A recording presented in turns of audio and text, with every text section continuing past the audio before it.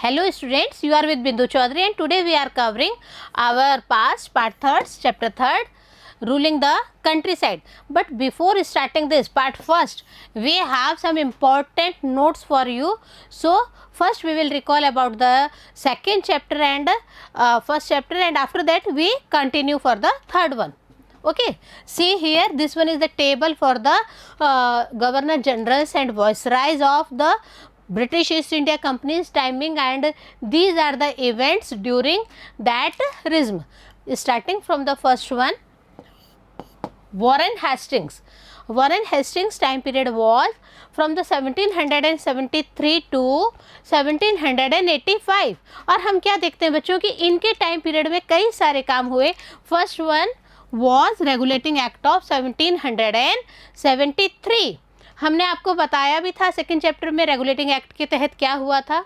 C here, the next one is Pitt's India act of 1784. The Rohilla war was also happened in the year 1774. The first Maratha war, yes, between whom? Between Marathas and East India Company's officials in between 1775 to 1782. और हम क्या देखते हैं, first Maratha वार में कौन जीता था बच्चों? Yes, East India company officials जीते थे. And the treaty of Salbai in the year 1782. Salbai की संधि हम बोलते हैं इसको. हमने आपको सेकंड चैप्टर में विद फिगर बताया था सालबाई के बारे में. Second Mysore war was also रिज्म in the year 1780 to 1784 in the timings of Warren Hastings sir. So यहाँ पे ये इम्पॉर्टेंट चीज़ है, इम्पॉर्टेंट नोट्स हैं. हमने सेकंड चैप्टर कवर करते वक्त भी बच्चों आपको बताया था कि कैसे इम्पॉर्टेंट नोट्स अगर आप ले लेते हैं. हमने आपको इम्पॉर्टेंट नोट्स भी दिए थे लास्ट में, और यहाँ पे हम वापस रिकॉल कराते वक्त आपको टेबल दे रहे हैं. See the next governor generals और वाइसराइज. लॉर्ड कॉर्नवालिस की जब हम बात करते हैं, his time period was 1786 to 1793. And in the Lord Cornwallis time period, see what happened. Third Mysore was in between 1790 to 1792. And treaty of Seringapatam. Seringapatam की जो ट्रीटी है वह हुई थी 1792. सेरिंगापट्टम की जो बैटल हुई थी वह भी हमने आपको डिस्कशन में की थी. East India company's officials won the battle and our Mysore's nawabs और kings lost that battle and was killed in that battle. See here, Cornwallis code was also pursuing in the year 1793. Permanent settlement of Bengal, बहुत ही important काम Lord Cornwallis के time में हुआ था इन the year 1793. तो यहाँ तक आप समझ गए होंगे. अब देखिए, लॉर्ड वेलेस्ली की जब हम बात करते हैं तो Lord Wellesley was the person who hold from the 1798 to 1805 of the post of the governor general. And in his time what happened, see, introduction of the subsidiary alliance. Subsidiary alliance को हमने बहुत अच्छे से आपको second chapter में बच्चों बताया हुआ है. This system casted in the year 1798. Fourth Mysore was also happened in the year 1799. और जब हम मराठा वार की बात करते हैं, see second Maratha war in between 1803 to 1805 was also happened in the timing of Lord Wellesley. See, next one is Lord Minto First. Lord Minto First का जब हम कार्यकाल देखते हैं तो देखते हैं 1807 to 1813. इसमें क्या हुआ देखिए, treaty of Amritsar with Ranjit Singh in the year 1809.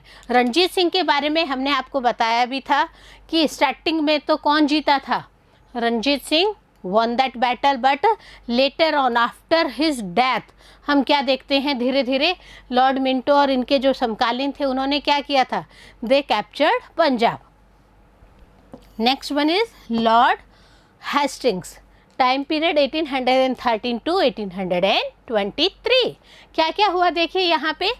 Anglo Nepal war in the year 1814 to 1816 and the treaty of Sagul in the year 1816। देखिए थर्ड मराठा वार की जब हम बात करते हैं, that was also happened in the timings of Lord Hastings in the year 1817 to 1819 and dissolution of Maratha Confederacy, dissolution कर दिया गया था, तो वह सब भी लॉर्ड हेस्टिंग्स के टाइम में हुआ और एक एस्टेब्लिशमेंट किया गया।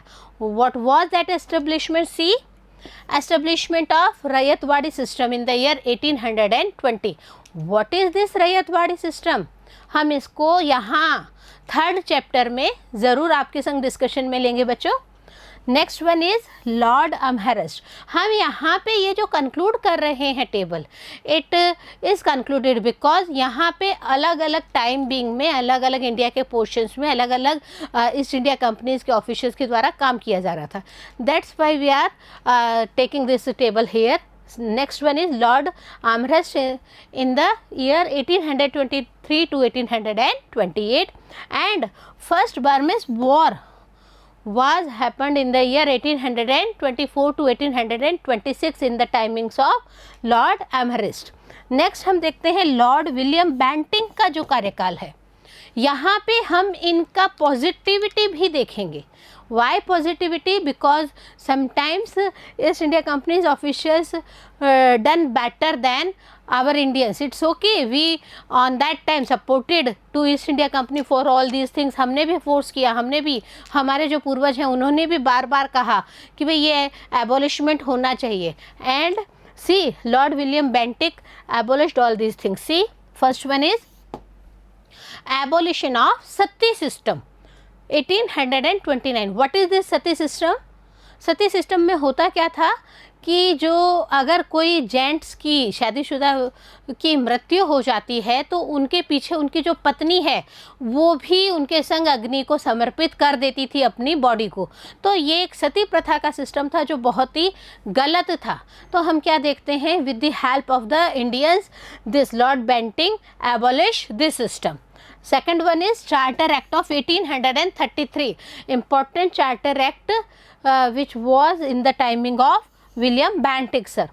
Next one is Lord Auckland. Lord Auckland का टाइम पीरियड हम देखते हैं, तो हम देखते हैं बिटवीन 1836 टू 1842।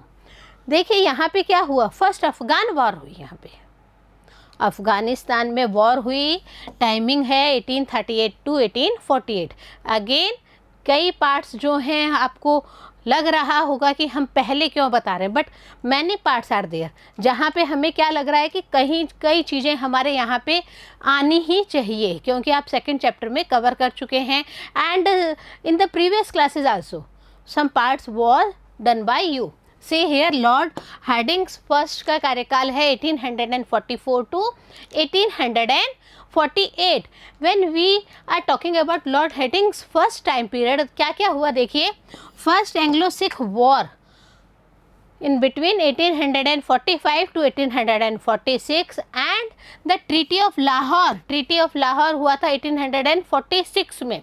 धीरे धीरे देखिए social reforms like the abolition of female infanticide, यहाँ पे हम ये और बेटरमेंट देखते हैं लॉर्ड हेडिंग्स के काम में कि इन्होंने जो फीमेल इन्फेंटिसाइड्स हो रहा था, इट मीन्स जो लड़कियों की भ्रूण हत्या हो रही थी या जन्मती बच्चियों को जो मारा जा रहा था, उसके लिए भी ये एबॉलिशमेंट लेके आए थे।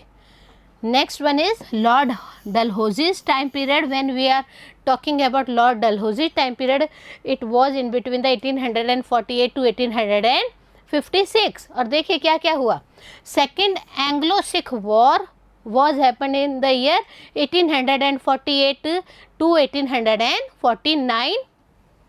The annexation of lower Burma 1852, जो बर्मा का निचला हिस्सा है उसको भी एनेक्स कर लिया गया ईस्ट इंडिया कंपनीज के द्वारा। Introduction of the doctrine of lapse, doctrine of lapse की जो है नीति, उसको भी लॉर्ड डलहौजी के टाइमिंग में ही चालू किया गया था। रिकॉल कर लीजिए हमारा second chapter, we had already discussed about the doctrine of lapse policy. In this policy अगर किसी के भी पुरुष उत्तराधिकारी नहीं होता है, पुत्र रत्न प्राप्ति नहीं होती है, on that condition their territory part was captured by east India company's officials. और ये नीति कौन लेके आए थे? ये नीति लेके आए थे Lord Dalhousie sir. Wood's dispatch in the year 1854, laying down of first railway line connecting Bombay to Thane in the year 1853। सबसे पहली बॉम्बे से थाने को कनेक्ट करने के लिए रेलवे लाइन बिछाई गई थी। कब बिछाई गई थी बच्चों? इन द ईयर 1853। और वो टाइम पीरियड किसका था? लॉर्ड डलहौजी सर का था। क्या बेनिफिट रहा इसका? हमें क्या बेनिफिट रहा और जो ईस्ट इंडिया कंपनी ऑफिशियल्स है उन्हें क्या बेनिफिट रहा? East India company officials took ourselves as a labour, हमारे जो पूर्वज है उनको लेबर के रूप में लाने ले जाने के लिए उनको टाइमिंग्स का भी शॉर्टेज हो जाए, सब कुछ सही हो जाए, इसके लिए उन्होंने ये सब किया था। और हमारे लिए क्या हुआ?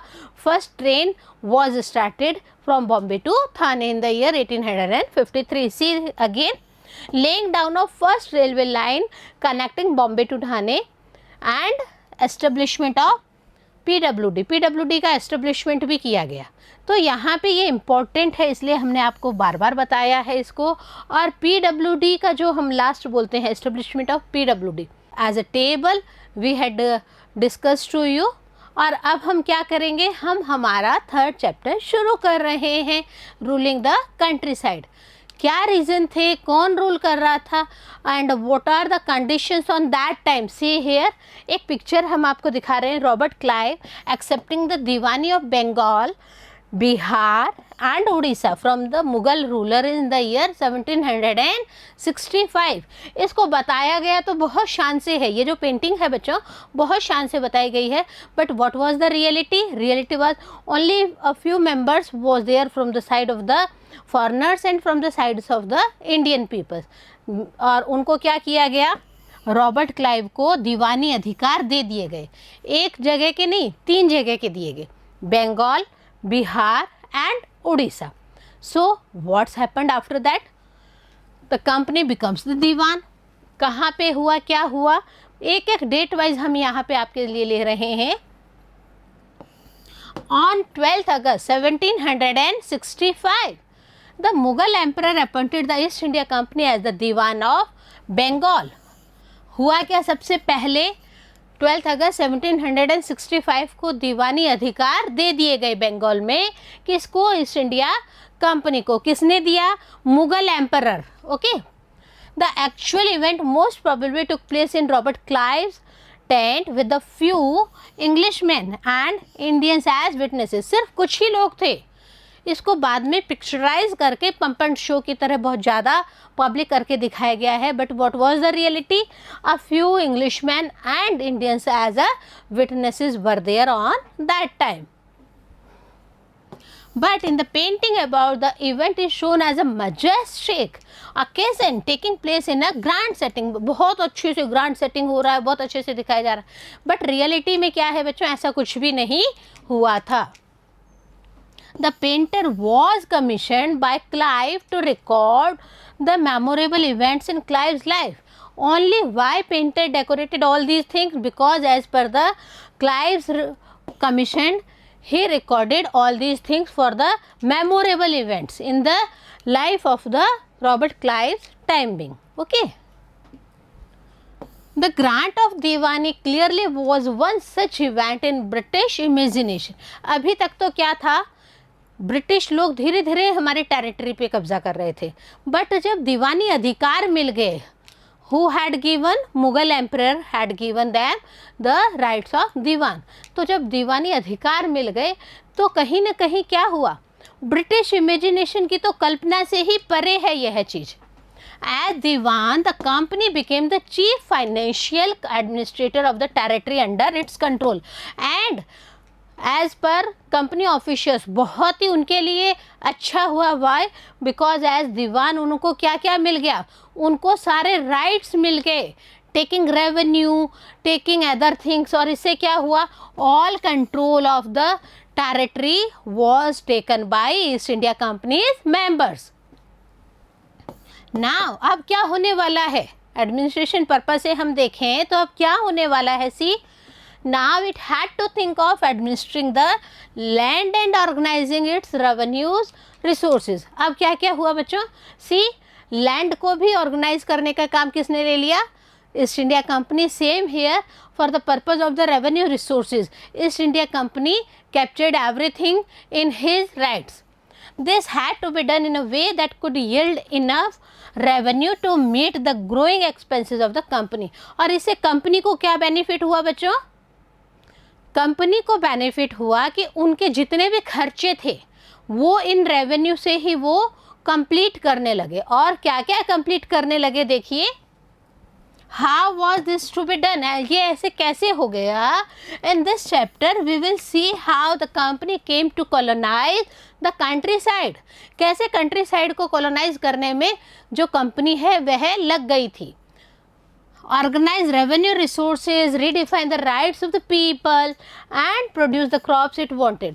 बहुत सारे काम है दीवानी अधिकार के बाद में ईस्ट इंडिया कंपनी ने अपने हाथ में ले लिए थे। सी what happened, the revenue resources, the rights of the people, क्या कर सकते हैं लोग, क्या नहीं कर सकते हैं, कौन सी क्रॉप वहाँ पे प्रोड्यूस की जाएगी, कौन सी नहीं की जाएगी।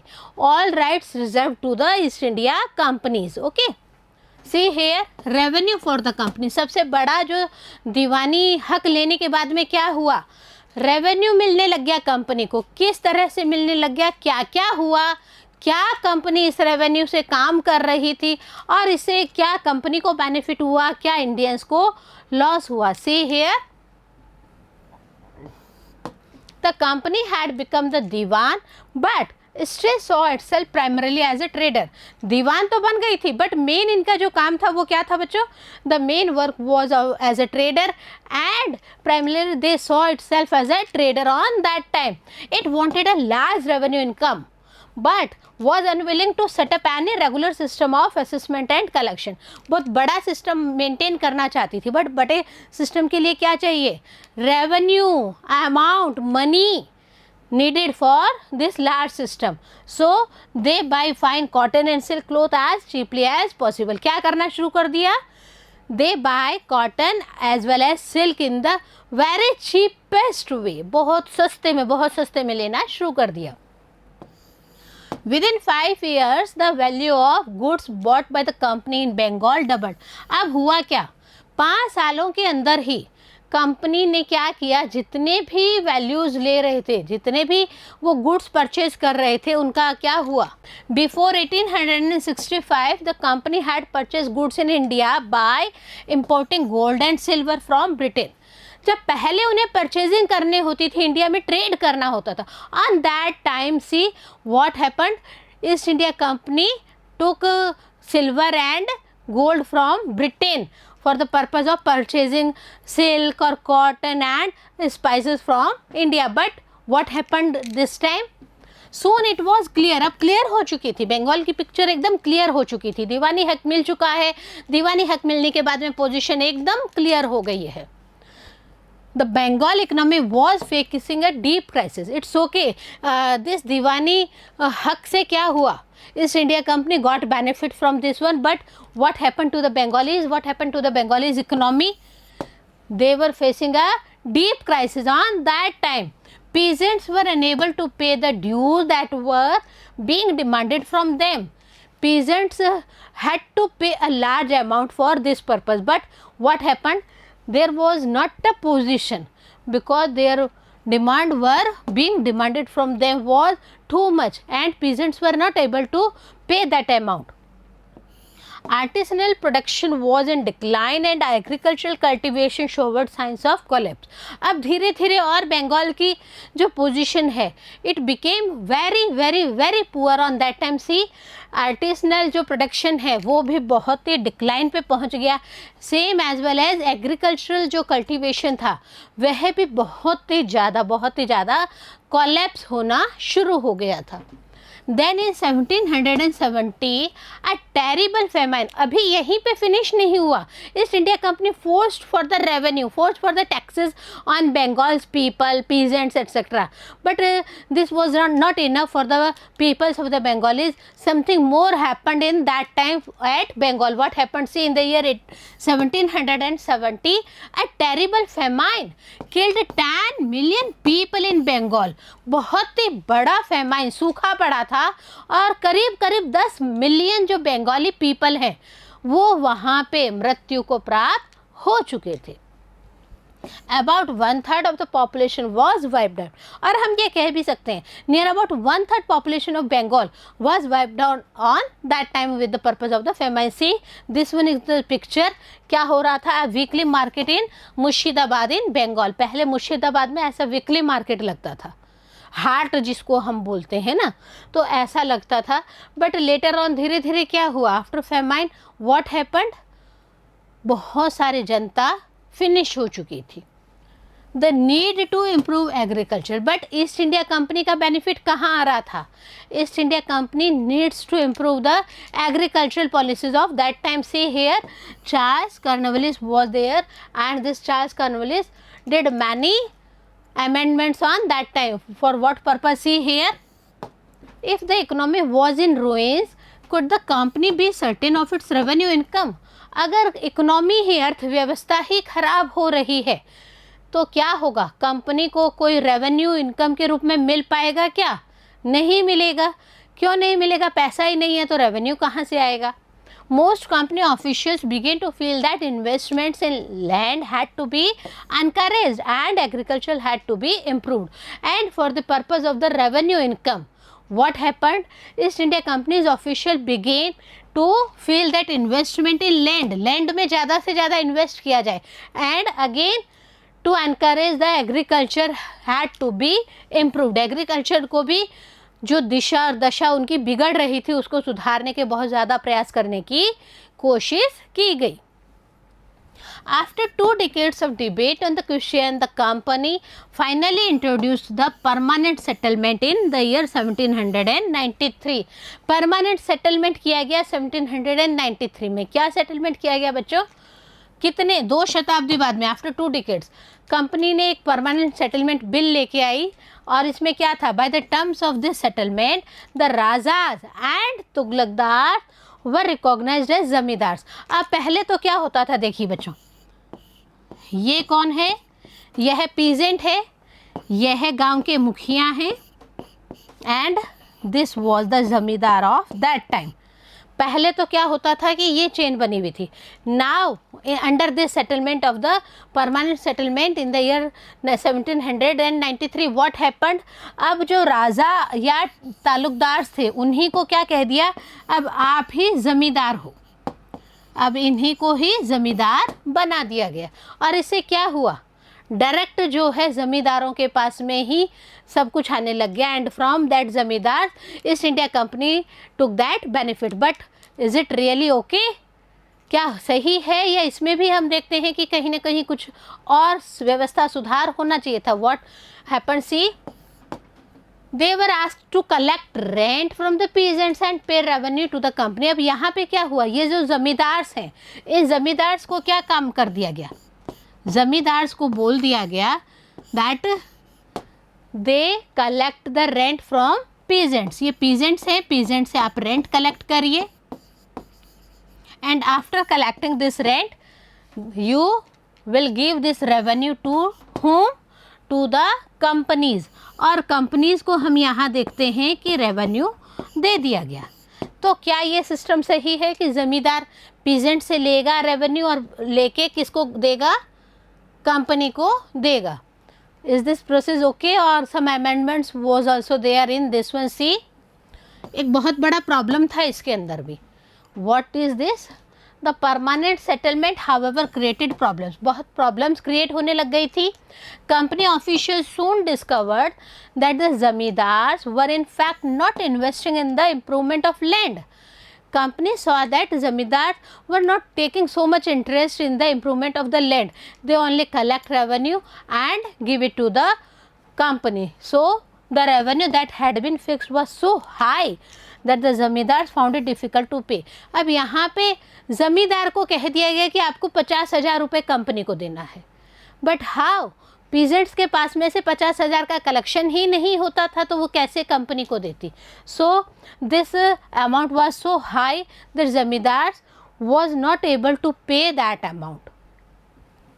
So for this purpose a new system is devised. अब ये बहुत बड़ी प्रॉब्लम आ गई थी, और इस बहुत बड़ी प्रॉब्लम को सॉल्व करने के लिए क्या किया गया, एक नई डिवाइस को हेल्प में लिया गया, नया सिस्टम बनाया गया.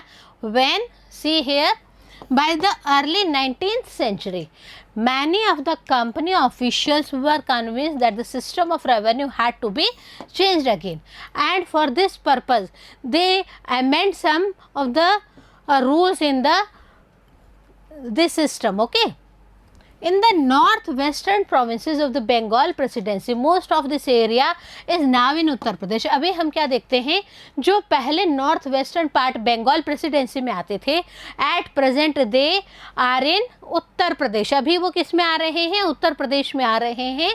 N Englishman called Holt McKenzie.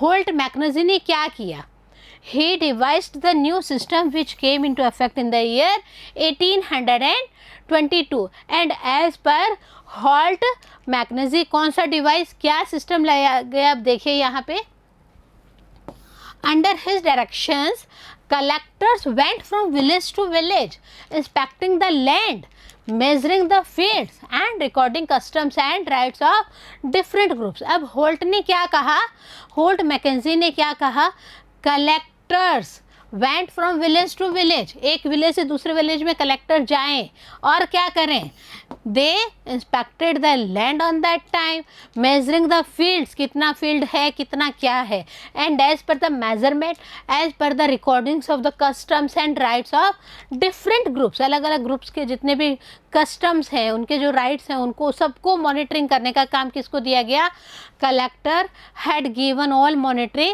Times on that time.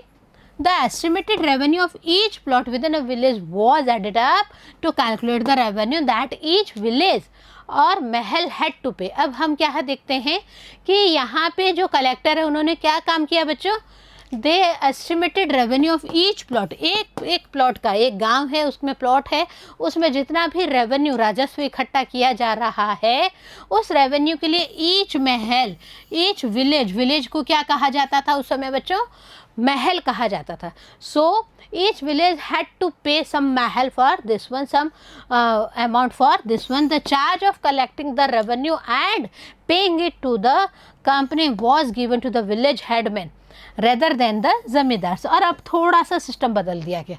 अब ये जो बीच की कड़ी थी, हमने यहाँ पे क्या देखा, this was the peasant on that time, this was the village head and this was the जमींदार.